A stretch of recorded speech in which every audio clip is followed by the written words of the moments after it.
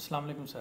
وعلیکم السلام ورحمۃ اللہ وبرکاتہ۔ سر بہت شکریہ، آپ نے اپنے قیمتی وقت میں سے مجھے ٹائم دیا۔ تو اس میں سر میرا پہلا سوال آپ سے یہ ہے کہ کیا ہمارا نظام عدل جو ہے یہ درست ہے؟ بسم اللہ الرحمن الرحیم۔ میرے تو آپ پر کاٹنے لگے ہیں۔ دیکھیں جی، نظام عدل درست ہوتا نتائج آتا ہے۔ دادا کیس لڑتا ہے تو پوتا کیا لکڑ پوتے ٹکر پوتے کو بھی اس کے رزلٹ سامنے نہیں آتے، تو ایسے نظام عدل کو درست کیسے کہہ سکتے ہیں؟ اس کی صف ہی غلط ہے۔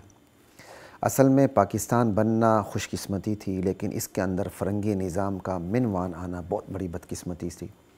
پاکستان بنا منوان وہی دیوانی قوانین، وہی فوجداری قوانین، وہی تعزیراتی قوانین، ایون وہی انتظامی قوانین، بس ہندوستان کی جگہ پاکستان لگ گیا، اور انگریز نے وہ قوانین جو غلاموں کو مزید غلام بنانے کے لیے کہ یہ آپس میں لڑتے رہیں اور یہ ان کے گمبھیر مسائل جنم لیتے رہیں اور سر پھٹول ہوتا رہے، ان تمام چیزوں کو سامنے رکھ کے انہوں نے جو ہمارے نظام عدل کو ترتیب دیا تھا، بدقسمتی سے ہم نے نظام عدل کو اسی طرح جوں کا توں قائم رکھا۔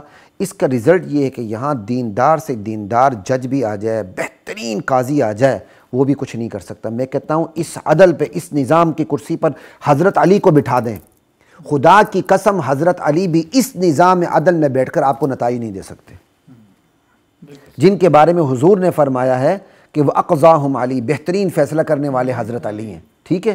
لیکن بہترین فیصلہ کرنے والے کے لیے بھی تو فارمیٹ وہی چاہیے جو نبی کا فارمیٹ ہے۔ نظام عدل کا فارمیٹ نبوی ہوگا تو علی کا عدل کام کرے گا، عمر کی عدالت کام کرے گی، ابوبکر کی عدالت کام کرے گی، معاویہ کی عدالت، عثمان کی عدالت کام کرے گی، رضوان اللہ علیہم اجمعین۔ تو آج اس نظام پہ جو گھسا پٹا غلاموں کے لیے نظام تھا، اس کرسی پر اگر آپ حضرت علی کو بھی بٹھا دیں تو وہ عدل قائم نہیں کر سکتے، وہ ایک ہی کام کریں گے، اس پورے نظام کی صف لپیٹ دیں گے، اس نظام کی صف لپیٹ کے نبوی صف بچھائیں گے، پھر حضرت علی آپ کو نتائج دیں گے۔ تو جب حضرت علی نہیں کر سکتے، صحابہ نہیں کر سکتے، تو میں اور آپ کیسے کر سکتے ہیں؟ بس تھوڑا بہت جو چل رہا ہے، اونچ نیچ گرد غبار آتا ہے، ہم صفائی کر دیتے ہیں، تھوڑا بہت آپ کو مل جاتا ہے، تھوڑا بہت چونگا مجھے مل جاتا ہے، یہ ہوتا رہے گا، ٹھیک ہے؟ باقی آپ یہ کہیں کہ ایک انقلابی تبدیلی آئے، یہ خیال استو محال استو چنو۔